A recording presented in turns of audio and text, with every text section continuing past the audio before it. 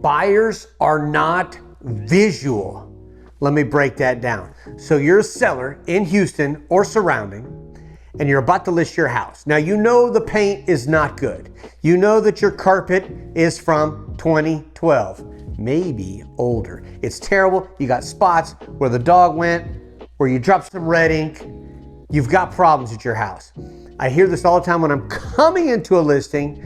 They say, well, we know we've got to paint. We know the carpet is out of date. We know the flooring is bad. We know this, we know that. But we're gonna let the buyers pick. We don't wanna pick something because the buyers will want something else, and then we'll have thrown our money away. That is not true. Buyers cannot visualize what good stuff is gonna be there. So when they walk in, they're gonna look at all the negativity. Egads, oh my gosh, this is terrible. The lights, the paint, the floor, the appliances, the countertops, it's all terrible. Now, I'm not saying to do all that. I'm talking about paint and flooring today. We'll go on a case by case with the rest of the stuff.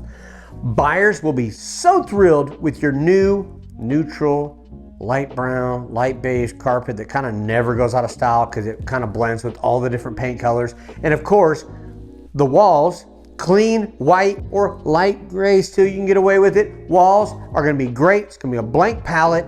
No buyer, I can assure you, is gonna complain about those walls over your super dark brown or your dingy or your fingerprinted walls. They're not gonna want that. Give your buyers a clean slate so when they walk in, they're like, my gosh, this is so clean. It's a clean slate. Secondarily, buyers tend to multiply all repairs times 3 or 4 or 5. So you walk in, the carpet's gonna be $37.50. I've got that down because that's a common price for an upstairs carpet of basic entry level on a moderate sized house. And buyers are gonna say, oh my gosh, we need at least $10,000 for carpet up here. This whole place is trash.